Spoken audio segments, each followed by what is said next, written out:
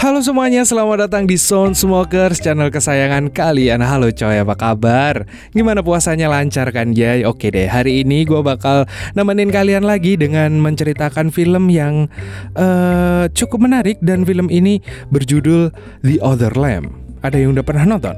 Film ini menceritakan tentang seorang kepala suku yang menikahi semua warganya. Dan uniknya di suku itu hanya ada perempuan selain kepala suku itu sendiri. Bahkan si kepala suku ini juga menghamili anak-anaknya sendiri. Waduh, kira-kira bagaimana nasib anaknya itu? Kenapa mas kepala suku ini bikin harem? Dan mengapa mereka mau? Nah, daripada penasaran, kita langsung aja dan intro.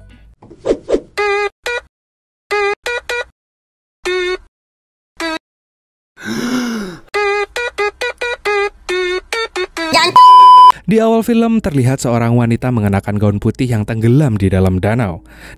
Scene berpindah, terlihat Shelah dan saudara perempuannya yang bernama Tamar yang sedang bercanda di depan air terjun.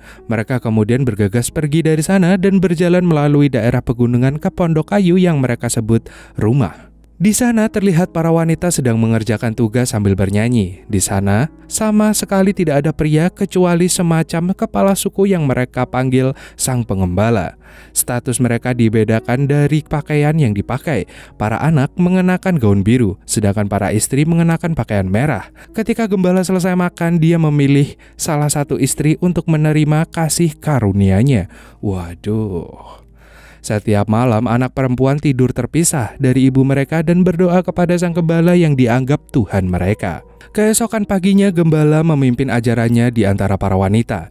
Dia mengingatkan mereka tentang nasib mereka sebagai istrinya dan bagaimana dia mengorbankan dirinya untuk mereka dengan menyediakan semua yang mereka butuhkan. Para wanita mengaguminya saat dia berbicara, tetapi Shelah tampaknya berpikiran lain. Sang gembala kemudian merendam jarinya ke dalam darah kambing dan menandai wajah para wanita saat mereka terus memujinya. Beberapa wanita menangis terharu karena mereka merasa bersyukur atas berkat sang gembala. Beberapa saat kemudian, Shelah dan Tamar ditinggalkan sendirian di hutan.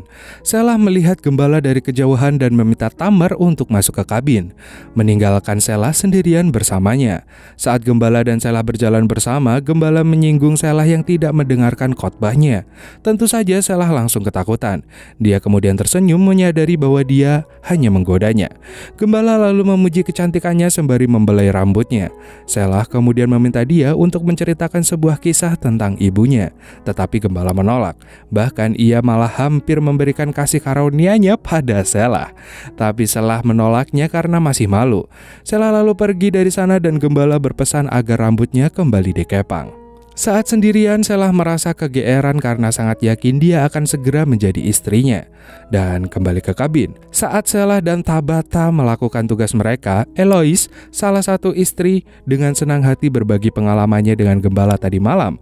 Hal ini membuat Shelah iri karena Eloise baru saja datang ke grup dan hampir seumuran dengannya. Namun dia sudah dijadikan istri. Tabata pun memperingatkan Shelah agar sopan pada sang istri. Shelah pun tidak terima dan akhirnya mereka pun berkelahi. Untung saja ibu Tabata masuk dan menyelesaikan pertengkaran dengan memerintahkan Shelah untuk membawa sisa makanan ke dalam gubuk, tempat para wanita yang najis dan berdosa tinggal. Di dalam gubuk itu ada seorang wanita yang pingsan karena sedang berpuasa. Ia dianggap najis karena sedang menstruasi. Wanita lain, Sarah, berjalan keluar dari bayang-bayang. Tubuhnya penuh bekas luka. Sarah terkejut dengan sisa makanan yang sangat sedikit, tapi Shelah mengingatkannya untuk makan agar Sarah bisa suci kembali. Shelah percaya bahwa wanita yang dikirim ke gubuk harus bertobat dan dihukum. Menurut gembala, apa yang mereka alami adalah hukuman atas dosa Hawa. Tapi Sarah memperingatkan Shelah untuk bersiap ketika saatnya tiba, karena dia tidak lagi menjadi spesial baginya. Shelah tampak terganggu oleh perkataan Sarah tentang dia dan ibunya. Sesampainya di luar, ia pun melepaskan rasa frustasinya dengan menendang batu. Malamnya, Adril, sang istri yang sedang hamil, menidurkan putrinya yaitu Lily di kamar putrinya. Lily bersikeras untuk mendengar sebuah cerita, tetapi Adril memperingatkannya bahwa hanya gembala yang dapat menceritakan kisah kepada mereka. Saat semua orang sedang tidur, Shelah kaget mengetahui gembala mengamatinya dari jendela. Tiba-tiba Eloise muncul. Keduanya memperhatikan Shelah dengan seksama, lalu gembala memasukkan jari-jarinya ke dalam mulut Eloise dan dia memberikan karunia-Nya. Alah, kayaknya salah nih film. Keesokan harinya saat beberapa istri memandikan gembala, istri yang lebih tua memandikan anak perempuan mereka. Gembala menugaskan Shelah untuk membantu domba melahirkan. Terlihat ia sangat kewalahan dengan tugas itu. Ia pun menunggu domba hamil itu melahirkan, tapi karena terlalu lama, Shelah malah tertidur. Ketika dia bangun, dombanya telah sekarat. Begitu juga dengan anak domba yang baru lahir itu. Dia sangat takut untuk dimarahi. Ditambah lagi, dia menyadari bahwa akhirnya ia mengalami menstruasi. Malam itu Shelah bersembunyi di salah satu kabin untuk memeriksa apakah darah masih ada. Ketika dia melihat darah, dia menyeka dengan wol dan berteriak frustasi. Kembali ke kabin mereka, Shelah memberitahu Tamar bahwa seekor anjing liar menyerang salah satu domba. Namun dalam benaknya dia melihat bayangan tentang dirinya yang menikam anak domba itu. Ketika para istri mengetahui bahwa domba-domba itu mati, mereka membawanya ke gereja dan gembala pun mengampuni dia. Tetap saja Shelah berduka atas apa yang terjadi dan ia merasa tidak suci lagi. Suatu malam ketika semua orang sedang tidur, Shelah tidak sengaja mendengar seorang petugas polisi memberitahu gembala bahwa mereka harus meninggalkan hutan atau dia akan ditangkap. Keesokan harinya, si gembala mengumumkan bahwa mereka semua harus melakukan perjalanan untuk mencari surga lain. Namun tiba-tiba dia jatuh terlentang dan para wanita berlari membantunya. Tapi kemudian ia tersenyum dan tertawa. Para wanita pun menggendongnya di pundak mereka. Semua orang menantikan perjalanan mereka ke rumah baru. Namun Shelah tetap bingung. Pikirannya tidak karuan, kecuali saat gembala membelai lehernya dan ia terasa ingin mendapat karunianya. Welele. Kemudian gembala menemukan Shelah sendirian di hutan. Shelah sedih meninggalkan rumah mereka, tetapi gembala mendorongnya untuk menjadi kuat demi adik-adiknya. Sebelum meninggalkan rumah, para wanita menyanyikan nyanyian-nyanyian seolah mengucapkan selamat tinggal. Rombongan itu pun berjalan sambil membawa pakaian dan membawa kawanan domba. Mereka melakukan perjalanan dengan berjalan kaki, berhenti sesekali untuk istirahat dan juga makan. Ketika mereka menemukan rumah-rumah yang ditinggalkan di sepanjang jalan, Shelah bertanya kepada gembala mengapa mereka tidak tinggal aja di sana. Dan gembala pun menjawab bahwa orang-orang tidak suci yang menciptakan tempat itu. Mereka pun istirahat lagi dan di belakang api unggun di depan Shelah ada tenda tempat gembala mendekati Eloise lagi. Malam itu Shelah berjalan kembali ke rumah terbengkalai dan menatap lukisan pemandangan di dalamnya. Ketika dia berbalik, dia terkejut melihat Eloise menyeringai padanya. Namun senyumnya menghilang ketika dia mengungkapkan lehernya yang memar. Keesokan harinya Tabata berteriak karena Shelah tidak bisa lagi menyembunyikan darah menstruasinya. Tabata pun mendakwanya tidak suci lagi. Dengan itu Shelah berjalan di urutan terakhir bersama Sarah, yang dia didiskriminasi beberapa hari sebelumnya. Sementara itu angin kencang menahan mereka dan mereka beristirahat lagi di tempat yang teduh. Para istri melihat dengan sedih ke arah gembala yang memegang dua anak perempuan di dalam lengannya. Mereka mengenang saat ketika mereka memiliki akses penuh ke kasih karunia gembala. Seorang istri yang lebih muda dengan cepat menjawab bahwa dia tidak lagi tertarik pada mereka karena mereka semua sudah tua. Tentu saja istri muda itu langsung ditampar. Pada saat yang sama, setelah mengambil kesempatan untuk menanyai Sarah tentang ibunya, Sarah mengungkapkan bahwa ibunya tidak meninggal setelah melahirkan, tetapi gembala itu menolak untuk mencari bantuan medis yang menyebabkan kematian ibunya. Dia dan ibu Shelah bergabung dengan sekte tersebut dan bersaing untuk mendapatkan perhatian sang gembala, tetapi ibu Shelah telah meninggal. Selama perjalanan, Shelah mulai mempertanyakan tentang siapa si gembala ini. Ketika dia melihat sebuah mobil melaju di jalan, dia membayangkan dirinya ada di dalam, berpakaian seperti remaja biasa, dan Shelah melihat Sarah dan ibunya berada di kursi depan. Malam itu Shelah perlahan-lahan senang bersama Sarah karena dia bisa berbagi perasaan terhadap gembala. Shelah juga memiliki keraguan tentang dia, tetapi dia telah diajari untuk patuh. Sarah mengatakan padanya momen yang dia miliki sebelumnya. Dia biasa menyelinap keluar di tengah malam dan berdiri telanjang di dekat air terjun, yang membuatnya merasa terbebaskan. Ketika Shelah bertanya mengapa Sarah tidak kabur aja, dia mengatakan dia tidak tahu apa yang ada di luar sana dan dia tidak punya tempat untuk pergi. Malam itu, menyadari kedekatan antara Shelah dan Sarah, sang gembala menggunakan kelemahan Sarah yang ingin karunianya dengan menghabiskan malam bersamanya saat semua orang tidur. Dan keesokan harinya, Shelah diperbolehkan berjalan bersama yang lain lagi. Gembala meminta maaf karena meninggalkannya dengan Sarah, yang dia anggap tidak suci dan najis. Sementara itu, Adriel mengalami kontraksi akibat pendakian yang cukup berat. Anak-anak perempuan saling mencengkeram ketakutan saat mereka mendengarkan jeritan kesakitan Adriel. Para istri membimbingnya selama persalinan, tetapi tetap saja dia meninggoy saat melahirkan. Selama pemakaman, gembala menyingkirkan Lily dari ibunya yang sudah meninggoy. Sarah menyalahkan gembala atas kematiannya dan bahkan memanggilnya dengan nama aslinya, Michael. Gembala dengan dingin memimpin pemakaman dan membakar Adriel, sementara yang lain menyanyikan lagu perpisahan untuknya. Sementara itu terlihat Shelah yang tampak sangat marah.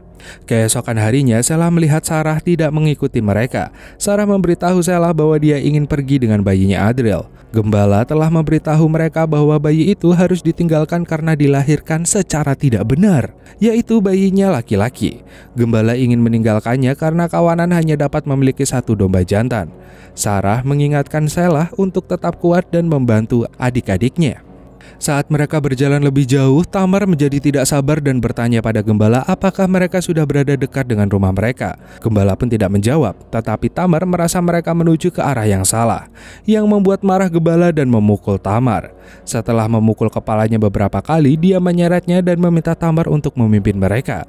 Para wanita tidak bisa berbuat apa-apa karena mereka juga takut dipukuli. Shelah menyaksikan itu dengan tatapan marahnya pada sang gembala.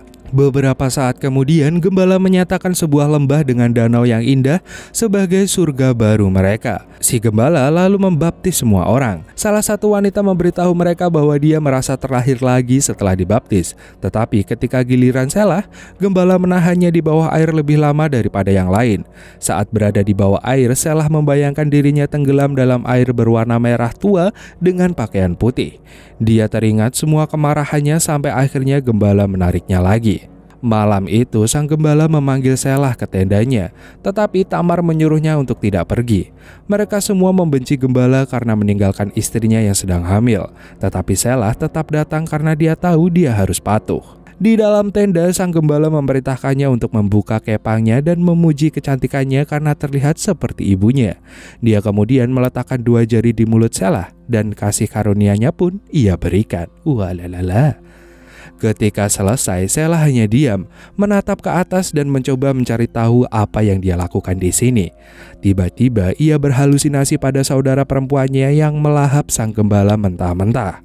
Malam itu Shelah menceritakan sebuah kisah yang dia pelajari dari Sarah. Seolah-olah dia mencoba membangunkan pikiran mereka bahwa mereka pantas mendapatkan yang jauh lebih baik. Shelah pun menceritakan kisah seorang wanita tanpa armor di depan air terjun yang menunjukkan padanya kemana mereka harus pergi dan bebas. Keesokan harinya para anak terbangun dan memutuskan bahwa para istri telah hilang. Mereka tiba di danau dan menemukan gembala berlutut di antara jubah istri. Gembala pun mengarang dongeng tentang bagaimana sungai membawa mereka pergi dan bagaimana mereka akan hidup selamanya. Sementara anak-anak meratapi kehilangan ibu mereka, gembala memberitahu anak perempuannya bahwa mereka harus menggantikan peran sang istri. Dia meminta Shelah terlebih dahulu untuk menikah dengannya dan menjanjikan semua anugerahnya. Namun Shelah yang marah menolak kasih dari sang gembala dan mengatakan bahwa dia bukan gembala mereka. Gembala terkejut ketika dia ditolak oleh putri kesayangannya. Dia pun langsung menampar Shelah. Saat Shelah membayangkan apa yang telah dilakukan gembala terhadap para istri, dia pun membalas lebih keras. Kemudian polisi tiba di lokasi di mana mereka menemukan mayat para istri telah hanyut. Mereka mengikuti jalan dan menemukan lukisan gembala dan bukti bahwa orang-orang dulu tinggal di sana. Kemudian mereka bertemu dengan sang gembala yang digantung di pohon dengan memakai handuk domba jantan di kepalanya, menyiratkan bahwa dia adalah iblis yang menyamar sebagai gembala. Di sisi lain, para anak berdiri di depan air terjun seperti dalam cerita Sarah. Shelah yang berdiri di depan mereka memegang domba yang mengembik di lengannya dan filmnya pun selesai. Anjir, ini film apa? Wow. Ini memang ya gitu deh. Maksudnya gue nonton film ini juga berkomentar yang sama. Ini film apaan anjir, tapi film ini cukup gregetan banget gitu rasanya sama si pengembala ini yang hobi memberi ininya loh, kasihnya gitu kesembarangan. Dia memang berniat menjadi raja harem kayaknya. Ya tapi ya mau gimana lagi sih. Kalau menurut kalian gimana tentang film ini? Sebenarnya film ini cukup mengekspresi merepresentasikan tentang beberapa sekte-sekte yang sesat gitu, dan orang-orang yang membangun sekte itu sebenarnya mereka hanya ingin mengambil keuntungan atas nafsu mereka gitu. Dan dari film ini kita bisa belajar tentang akal sehat. Jika kalian berada di situasi seperti para istri dan anak gembala tadi, cobalah untuk berpandangan lebih terbuka agar terlepas dari monster seperti Mikhail si penggembala tadi. Oke, mungkin dari Amon segitu dulu. See you next time dan dadah. Emang sakit sih ini film. Aduh, tapi asik filmnya. Gimana sih? Keren sih memang.